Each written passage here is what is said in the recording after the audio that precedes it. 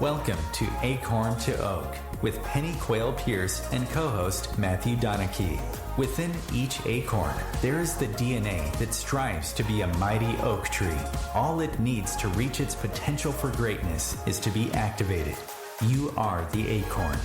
On this show, we will share with you the tools and guidance you need to grow into the person you are meant to be. And now your host, Pennie Quaile-Pearce and co-host Matthew Donnachie. Hi, good evening, folks. I hope you're well. Hope you're keeping safe. We were just discussing before we came on the radio the new madness that seems to have gripped the world post-lockdown. Oh, isn't it just fantastic? And you just look at it and just go, what part of this are you not getting that you need to keep yourself safe and your family safe? So I really do hope that you are doing that right here, right now. So, what are we talking about this evening? Well, it's another goodie. You know, acknowledging your true self rather than the self that you want to show to other people. You know, allowing yourself to be vulnerable, that you move beyond the realm of your senses and begin to introduce yourself to the universal consciousness that is the giver of your life. You know, you develop a relationship with this greater intelligence, telling it who you have been and what you want to change about yourself, and admitting what you've been hiding. You know, owning up to who you truly are and what your and your past mistakes, and we've all made them, have been, and asking to be accepted is probably one of the most challenging things for us to do as humans. Think how you felt when you were a child, when you had to fess up to your parents and teacher or a friend, having those guilty, you know, the feelings of guilt, shame, anger, you know, which are now changed because you're an adult. Most likely you're still experiencing them, but they're not as strong or as strongly. You know, what makes achieving healing possible is knowing that we have to admit our faults and failures to a higher power. You know, at least it's not to another similarly flawed human.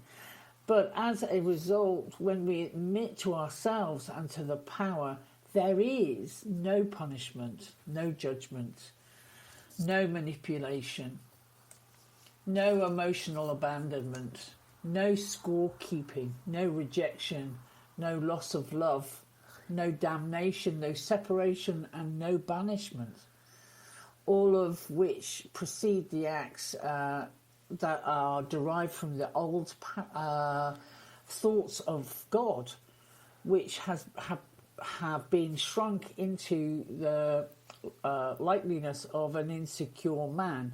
Right and wrong, positive, negative, success, failure, love, hate, heaven and hell, pain and pleasure, and fear and more fear.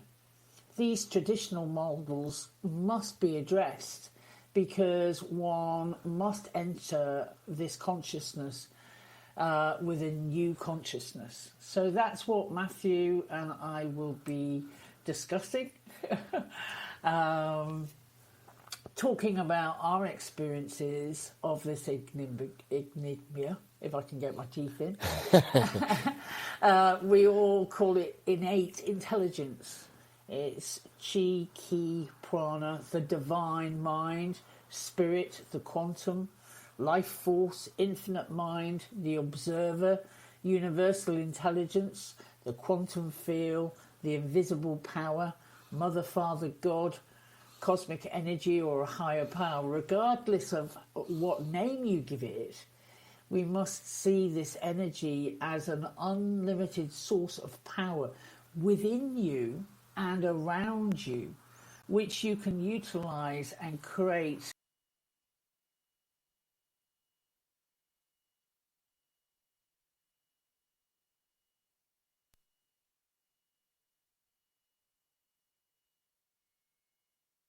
around I call it the soup of energy that surrounds us, and is part of us. It is actually part of every single cell of our body. We are divine right the way through. It's like in England we talk about Brighton Rock, the rock that has the name right the way through the candy, and it's stamped with Brighton. Well, we're stamped with a divine stamp that runs right the way through us, and every part of us is part of that energy field. And when you realise that, you realise there's no separateness.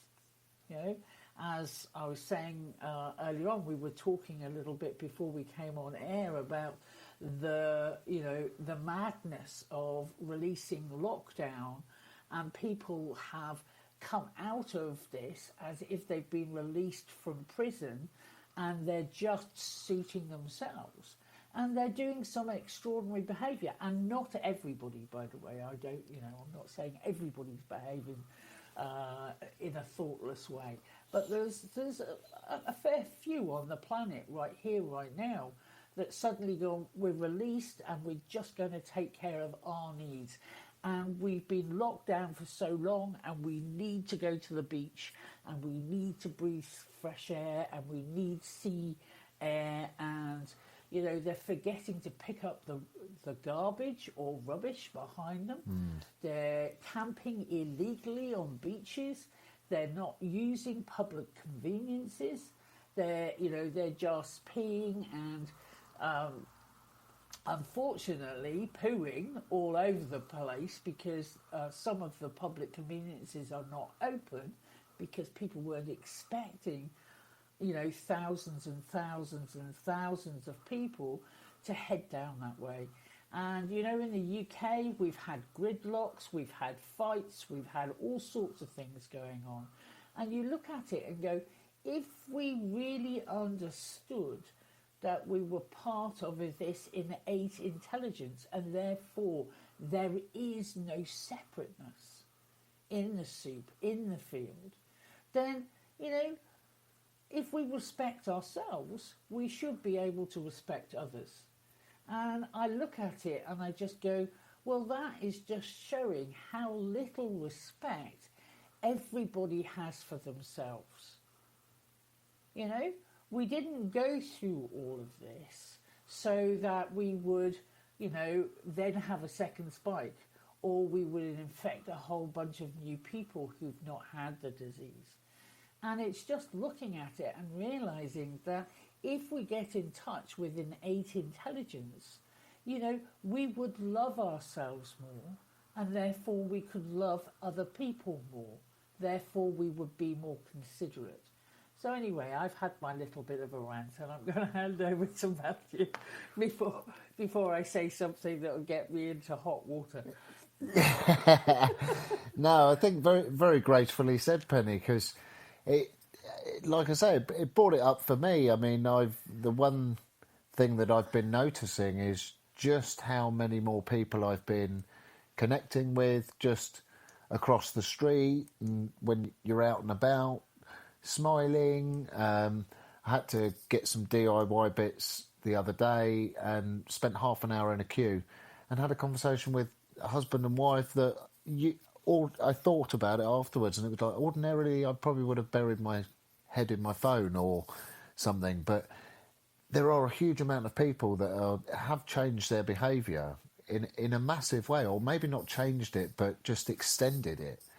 So rather than just saying hello to people that you see in the shops, it's saying hello to people that you see in the street. So I think what's been kind of nice is reflecting on how do I feel about what people are doing. It's like, yeah, unfortunately right here, right now, we've got a few thousand people acting like idiots, like complete prats.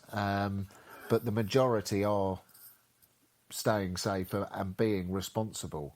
And I think it is that bigger picture. I mean, I'm not doing a lot of the things that I would love to do, even if I'm allowed to do them, if it could sort of harm somebody else. I like, there's a lot of stuff that I've just reined back on.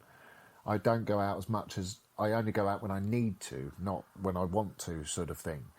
And it's just being sensible, because we're not all the way through this yet. But it is that having as Pennie said, there's lots of explanations or terms of sort of for what we're talking about, and it's whatever your perception of that is. And for me, it's that cosmic consciousness where we're all one and we're all connected. And if more people realise that, like as Pennie said, if you treated everybody how you would like to be treated, like, the world would be an easier place. And it's just so interesting. I love these shows because, as Pennie was talking, there's so much that's been happening within my life recently, certainly with clients, and I've grown so much and learnt so much just in training them and going through certain situations with them, which at certain points I've had to show vulnerability. I've had to show sort of strong boundaries, but it's because it's not only is it helping that person grow, it's using empathy and the training that I've been given, and it just allows relationships and everything to expand so much. When you're in the flow and you're training people how to really connect with their true self, you have to help them break through barriers of behaviours, which, I mean, we all have. They're created over years of sort of suppressed emotions and experiences that we've gone through and made sort of also mental decisions on. And unconsciously we change our behaviour. So all the stuff that before the work that I did, and don't get me wrong, I'm not through it now. I have stuff come up, but it's knowing how to blast through it straight away and not get stuck in it and it not really affect you. I mean, very much, I had a grieving process with losing my brother earlier this year, and talking to Pennie, I was well aware of what the situation was going to be, and it was taking myself out of it and dealing with the emotion when I needed to, but then just sort of moving on and very much having a bigger picture around things. And everything is a process, and I think what we're talking about, for me, I mean, in the last show I was saying at different points and at different steps, for me, I realised a lot more.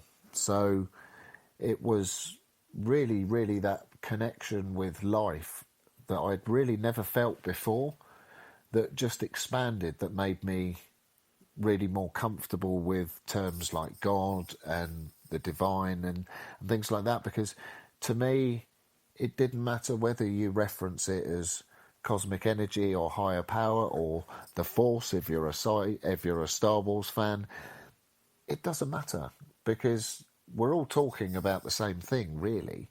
And I would hide behind, and it was like, well, I'm comfortable with saying it's a life force energy because I had done Reiki, and so Chi and Ki and Prana, that all made sense.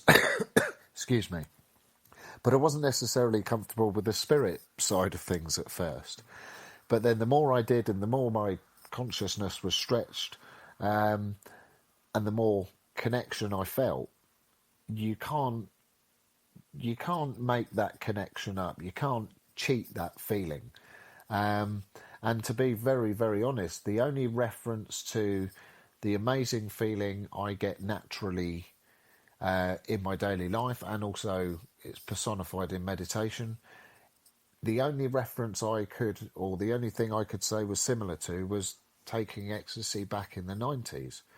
And that might seem like not the greatest comment, but it's a physical feeling, and I've never had something that was that physical without taking something. So when I really, really felt it, that's when I knew it was like the truth. So that's when I was more comfortable with using terms like the divine and God and spirit, because I realised actually we're all talking about the same thing, and it doesn't matter.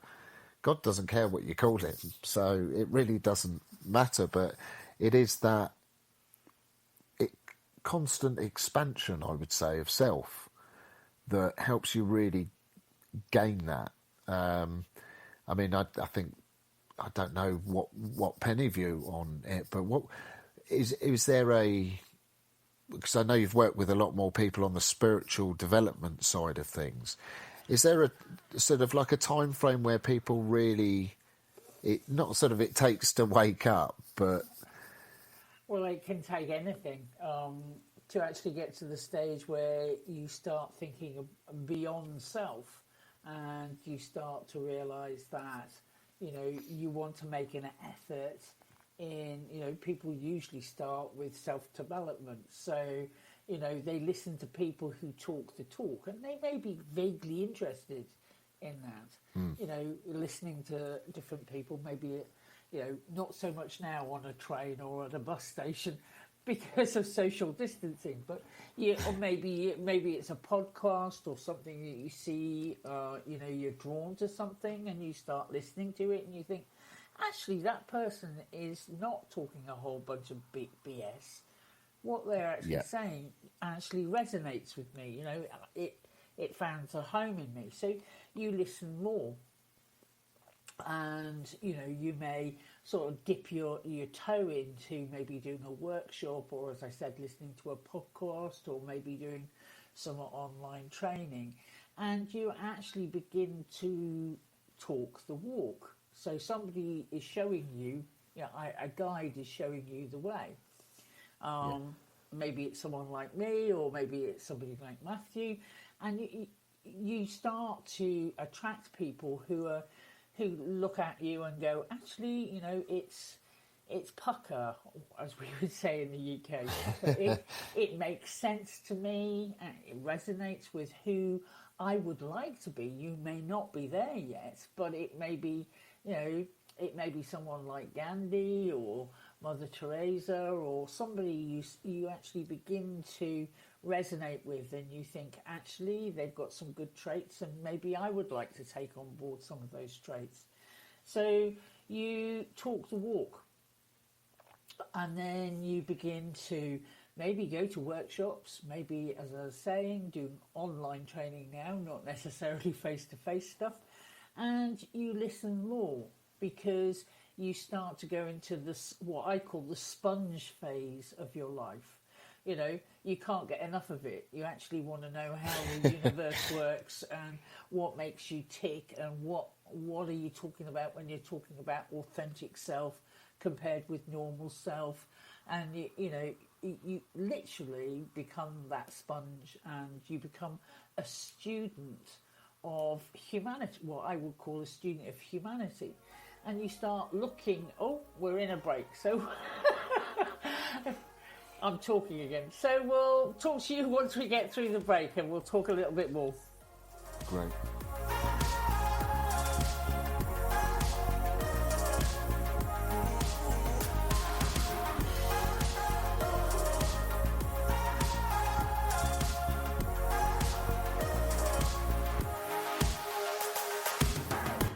Your conscious connection to a more mindful world.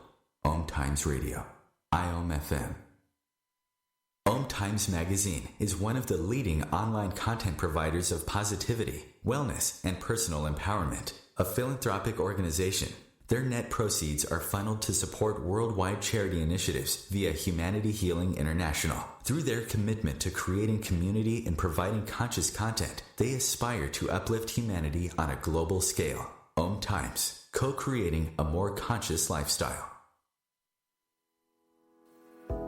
Williams, host of Sexy Mom Abundant Life radio show on Thursdays at 5 p.m. Eastern, 2 p.m. Pacific.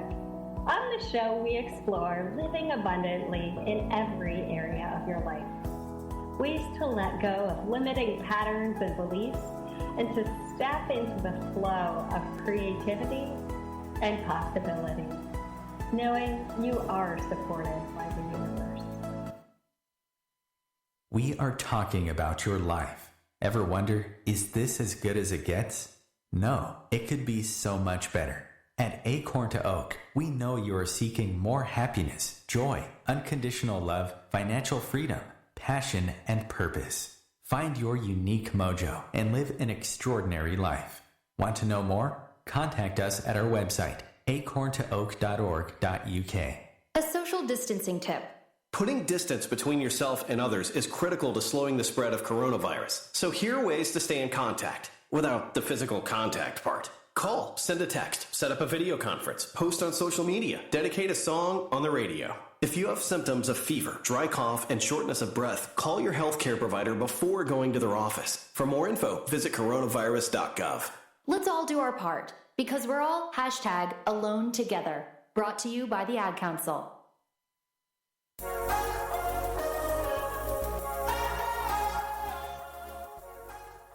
Hi, so we're back. So we were talking about the process, and probably I missed one. We usually start off reading a book, maybe looking at a book, being introduced to it, maybe someone's told you to read The Secret or whatever it is, and then we start discussing that and talking the talk. Then we talk the walk, okay, and this is when an awful lot of people do spin off because it's too hard, you don't know what to do next. Maybe you do sign up for some workshops and you become a workshop junkie where you go from one workshop to another with no real goal in mind. And then you start to look at it and go, okay, so maybe I'll do some of these things, but maybe you do a workshop or you do what we call an intensive retreat or something like that, and you've been taught a whole bunch of processes and you keep it up for a few days after the workshop, and then suddenly it all flies out the window and you start going back to your old ways, and again you feel like you've got to do another workshop in order to get that feeling back. So that's talking the walk. Then you go, if you commit, then you go on to walk the walk. You're committing to doing the processes that you were taught during that time, and you do them consistently. And once you do them consistently, that's when you start to wake up. And if you start to wake up, then life suddenly takes on a totally different colours. It goes from being black and white into multi-dimensional colours. And that's really exciting stuff. And then as you have more experiences and you have, it's like you check it out. This is so human, it's untrue. But it's like you check the divine out. Are you really omnipresent? You can help me, you are around, and you actually start getting some answers and some experiences, and boy, oh boy, it's like your life takes on a totally different way of being.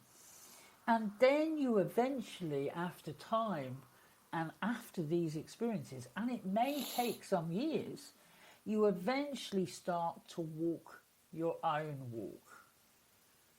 Yeah, this is when you are authentically yourself.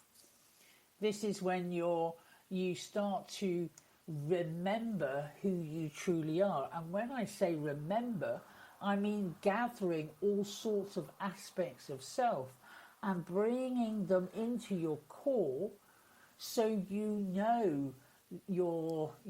we talk about your stuff, your mistakes and everything else that you are, all the archetypes that crowd in around you, and your breadth and depth. You know where you start, you know where you finish, you know where what your sort of stress points are or your trigger points are, and you know how to deal with them, so that you can keep in what I call, as she coughs, alignment. You can keep, what your bottom line is. You know your beliefs, you know your moral code, you know everything about yourself, so you know who you are authentically. And once you know who you are authentically, your true self, then you don't look at vulnerability as a weakness. You look at vulnerability as a strength. And you can tell your story without getting triggered by emotion. Yeah? And when you can tell your story without being triggered by emotion, that's when you become incredibly impactful. Yeah? Because people get it without you having to burst into tears and say, oh, this is what happened. If you burst into tears when you're telling your story, it's an indicator that you need to do some more healing around it. Yeah? Yeah. If you can talk about it and keep your sense of self, your true sense of self, the emotion, people will get it because they get it 100%. But these are the guys who give TEDx talks and TED talks and it can hold an audience of thousands spellbound with what they're saying. And that is when you know you are walking your own walk. Because actually nobody's opinion actually matters to you that much. Because you are in connection with your authentic self, your higher self, and if you're in connection with your authentic self and higher self, you are in connection with the divine. So, you don't need people to tell you that black is white and white is black. You can see that quite plainly for yourself. Yes? So, it's perfectly okay to talk through with somebody if you've got a great idea or you want to just check out with a friend, or sometimes I check out with Matthew if I want the male perspective on something, and I go, am I being very womanish on this, and maybe I need to I need to look at this slightly differently. And it's always great to have friends who can help and support you. But no friend actually means that much. I know that sounds awful, but I'm not trying to take away from the fact that I love Matthew tremendously. It's my relationship, the most important relationship you ever have is with the divine. The second most important relationship you have is with yourself. And everything else comes third. And when I was, some years ago, 14 years ago now, when I first met my husband Luke, when I said that to him, this is the way I live, this is who I am. God will the divine will always come first. I need to come second.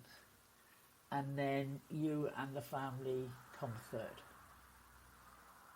Because if you don't live that way, and I call it divine selfishness, if you cannot love yourself, how can you love somebody else?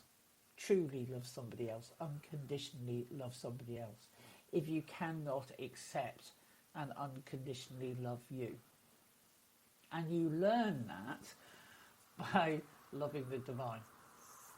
So, again, that's my take on it, and I'll hand over to you.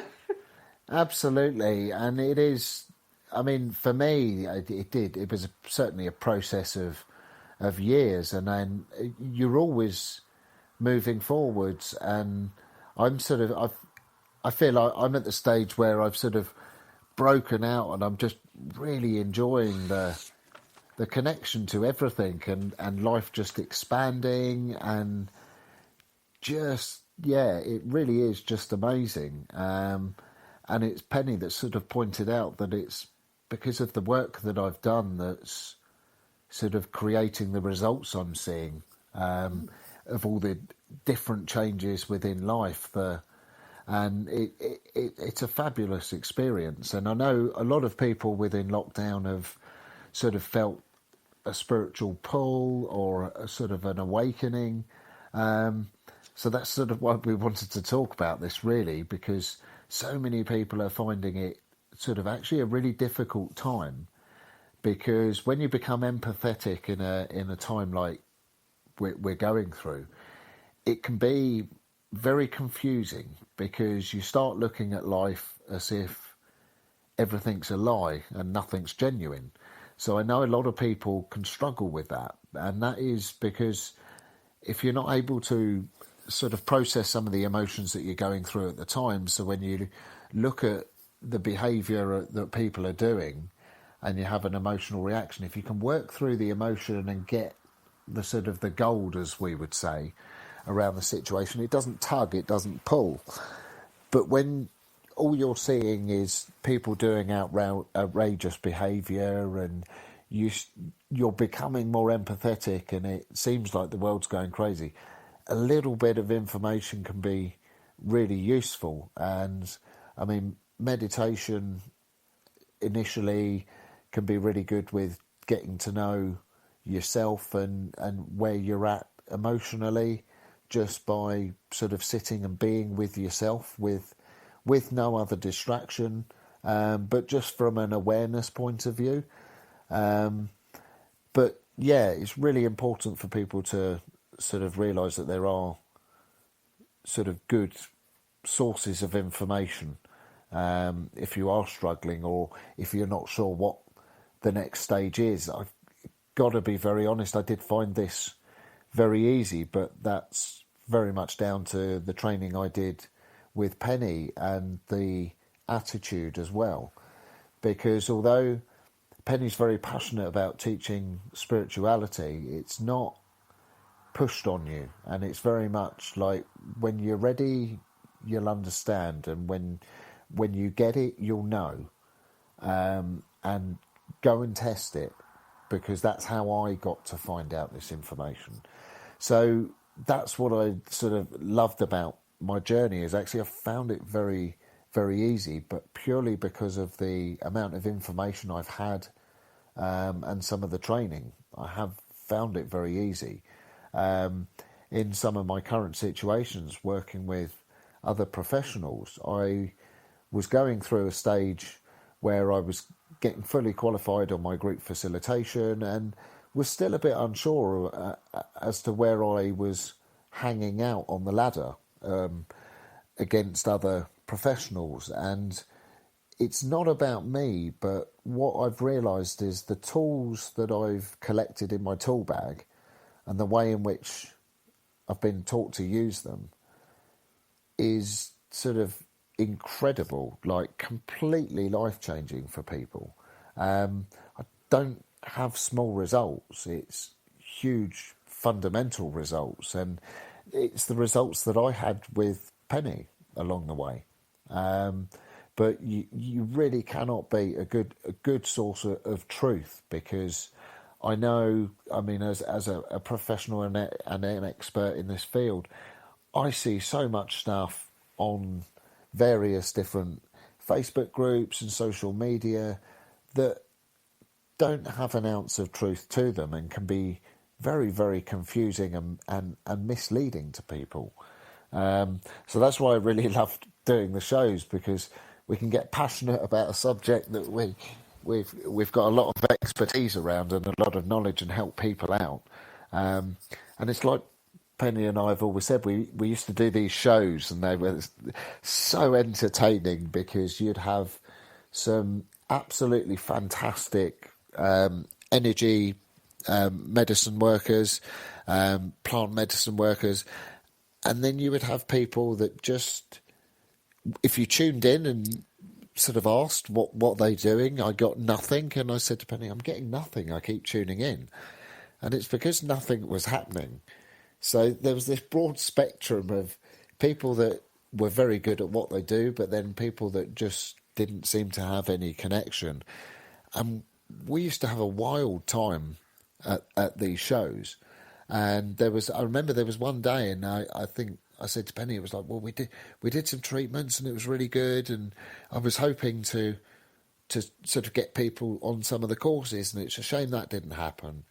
And Penny said, there was one guy that came at the end, and I think he booked into a Reiki 1 or something with us, but it's like, if you were only there for that one person, and all day that was the only person that was meant to hear you, it makes it worthwhile. So it's like, even if one person is inspired listening to this show, it makes this worthwhile. And I'd like to think it would inspire more, but it's not about numbers. But I just love talking about sort of the experience I've had, because again, a lot of the people that I speak to, when they talk about their spiritual awakening, there's almost years of diversion and that sort of thing. And I found it really easy, and it's not about me. It's a formula.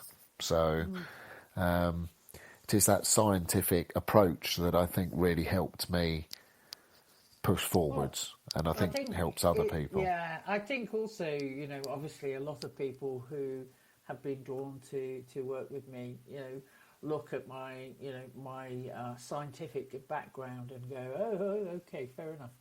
She understands, obviously, being a nurse for 22 years, obviously she understands, and she's a nurse. And one of the guys who I worked with at the very beginning, I think he was a spiritualist and very into spirit.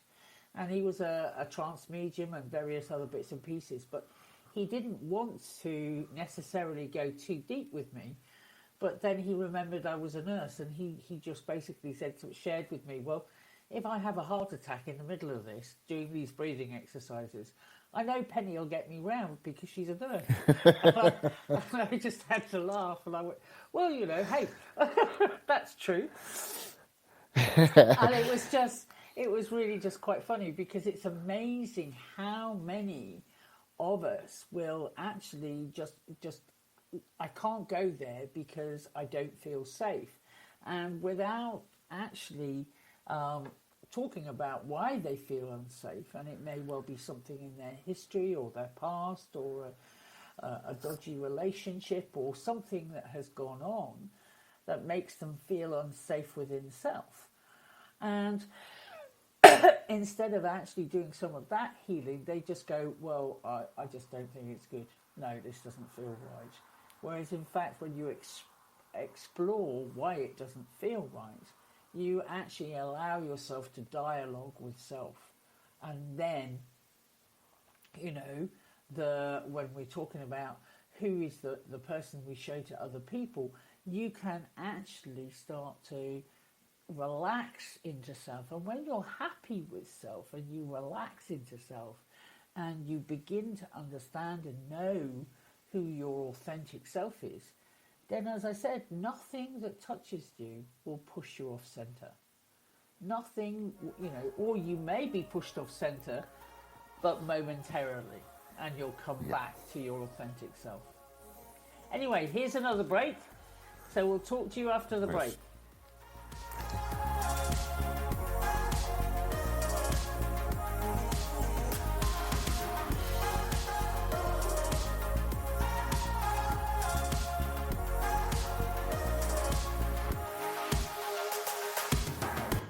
A conscious lifestyle for a mindful life.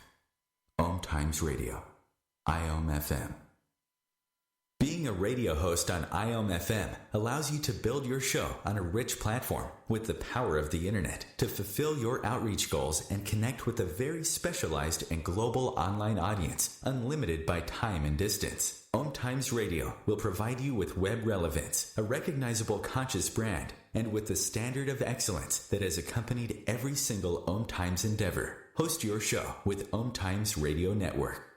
Hello, I'm Sandy Sedgbeer, host of OMTimes Magazine's flagship radio show, What is Going On?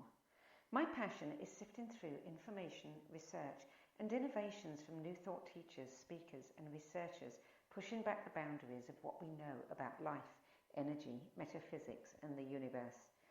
I love shifting perceptions about who we are, why we're here, and how quickly impossible becomes normal when we open our minds, expand our awareness, and accept that the only limits that exist are those we place upon ourselves. So if you're the kind of forward-thinking, eager investigator of what lies beyond the current reality that most perceive, why not make a date to come play with me in the field of possibilities at 4 p.m. Pacific Time, 7 p.m. Eastern Time every Thursday, and together we can discover what's really going on. We are talking about your life. Ever wonder, is this as good as it gets? No, it could be so much better. At Acorn to Oak, we know you are seeking more happiness, joy, unconditional love, financial freedom, passion, and purpose. Find your unique mojo and live an extraordinary life. Want to know more? Contact us at our website, acorntooak.org.uk. Long ago, you wouldn't think of galloping on a horse while doing calligraphy, and you wouldn't have attempted to ride your bike while typing a letter. Yet you think you can safely operate a multi-ton vehicle while texting? Behind the wheel is no place to multitask. If you want to BRB, drive now and text later. Lives depend on it. Visit StopTextStopWrecks.org, a message brought to you by the National Highway Traffic Safety Administration, Project Yellow Light, Noise, and the Ad Council.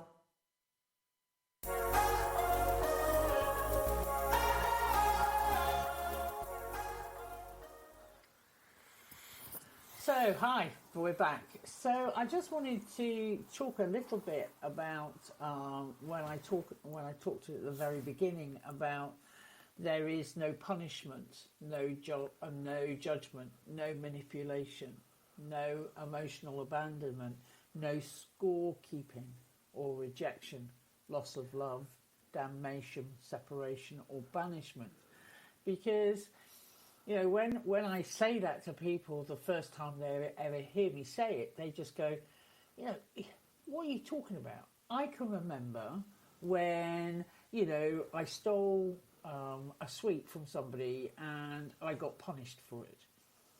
And at the same time, I felt judged. And actually, I felt manipulated by my mother or whatever it is. And people go through their mind to find evidence that there is punishment, there is judgment, there is manipulation, etc. But when I talk about this, as a result, when we admit to ourselves that that power is omnipresent, there is no punishment, because actually who punishes us the most? And when we look at it, we punish ourselves. Who judges us the most? Ourselves and our inner voices. Who manipulates us most? Ourselves and our inner voices. There is no emotional abandonment if you go back to the source or the divine. We will emotionally abandon ourselves, and we will feel it when people leave, or a relationship that we were attached to finishes, or for some other reason our mind says that this is what is going on. Actually, there is no emotional abandonment. Even when my father died some 10, 12 years ago now, yes, I was sad, very, very sad, that I wouldn't be seeing him every day. But he didn't abandon me. He left because it was time for him to leave. And, scorekeeping, we've all seen relationships where, it looks like a tennis match at Wimbledon, where, one person says one thing, someone knocks it back, and then it's bing bong, bing bong, bing bong, and it's a full-on fight for, on the centre course of Wimbledon, or that's what it feels like. And, I come from a region in the UK called Liverpool, which is, where the Beatles came from, and it was very, the one thing about Liverpool is that, a great statement that was said the other day was, well, we don't worry about colour in Liverpool, it's just whether you're red or blue. they're talking about the two different Everton, one football club, and Liverpool, which is obviously another football club. It was a port, and it's multiracial. And you look at it, and the wit, though, in Liverpool, the humour, the wit, the taking the Mickey or extracting the Michael out of somebody was how they lived. It was very, it's an awful lot of our comedians come from there. But, scorekeeping was very much part of their way of life. And it's not necessarily very helpful to other people. I think the Australians call chopping people off, chopping their heads off or taking them out at the knees. And scorekeeping is not nice behaviour. Again, no rejection. Again, the person that rejects us the most is ourselves. There's no loss of love, no damnation.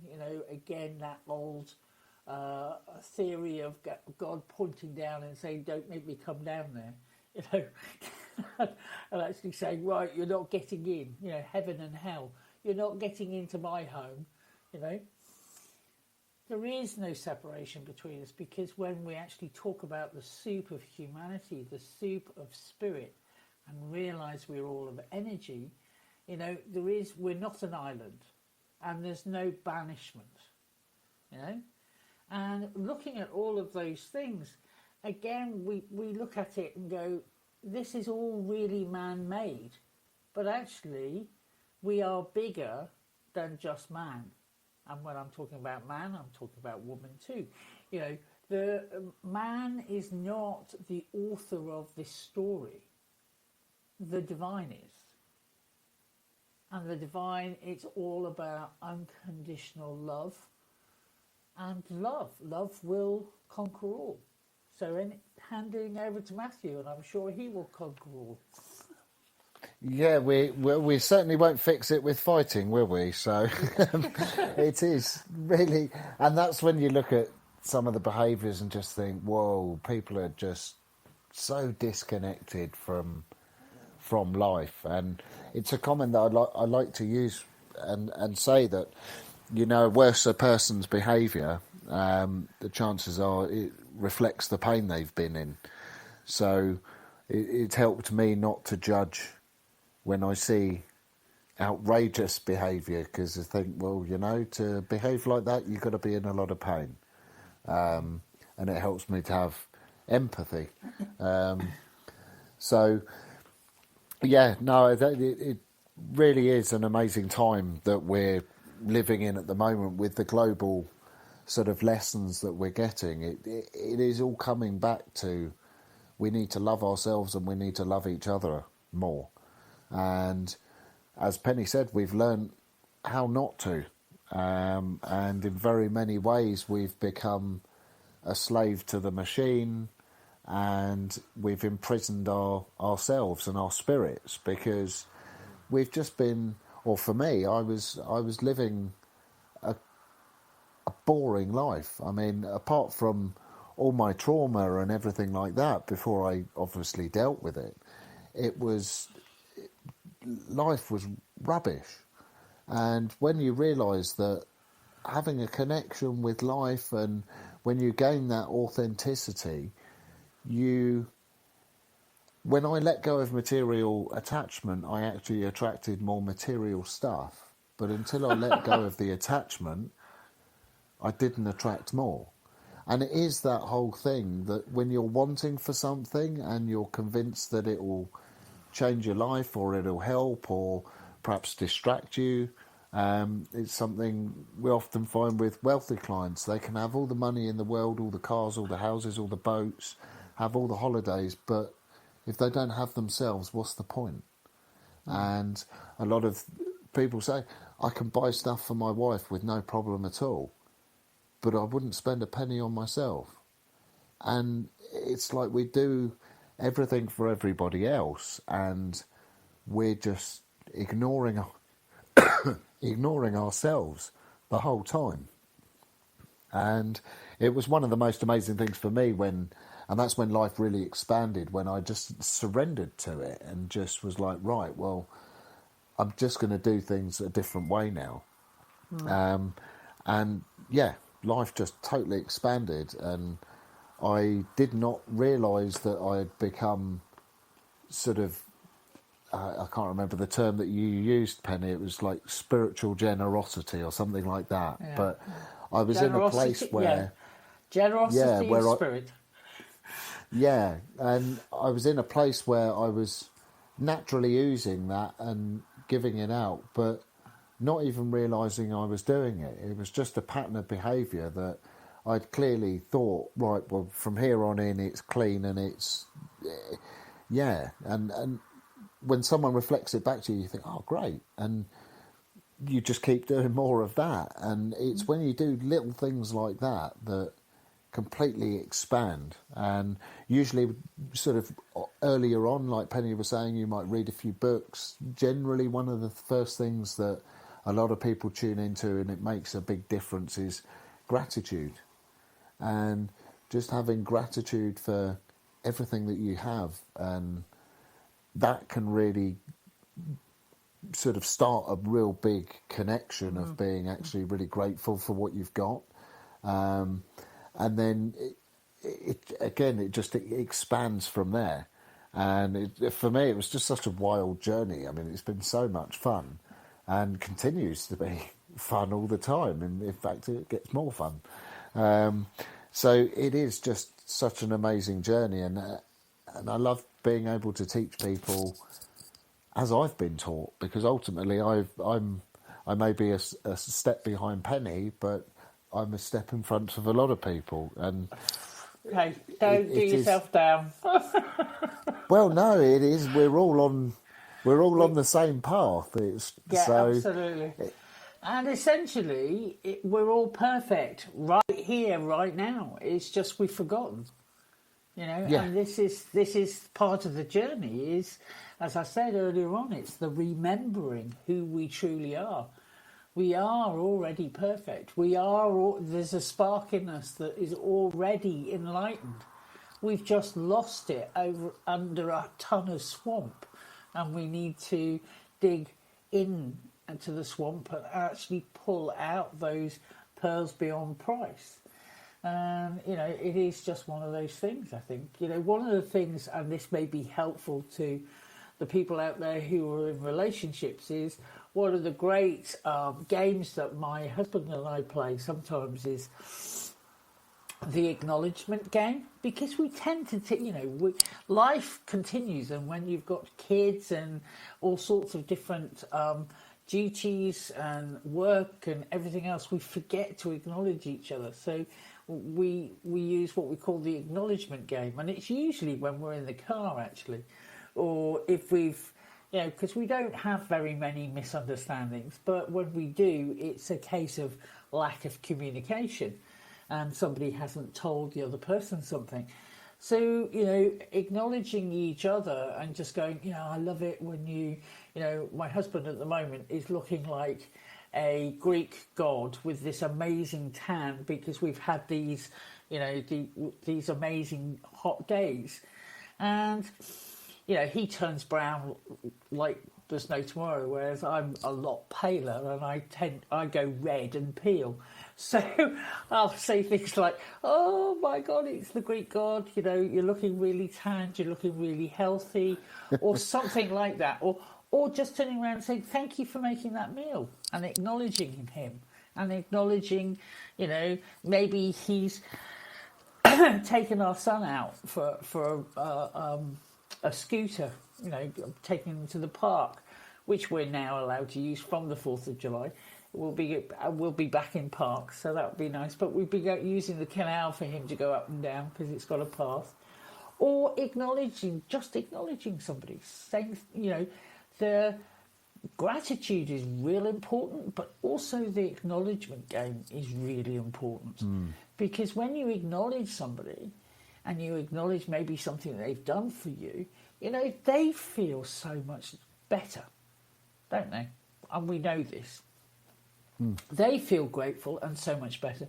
And it's even more important to acknowledge your partner or your friend or whatever it is, your housemate or whoever it is.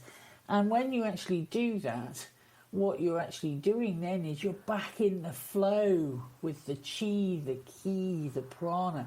Everything flows really well. And there's a happiness.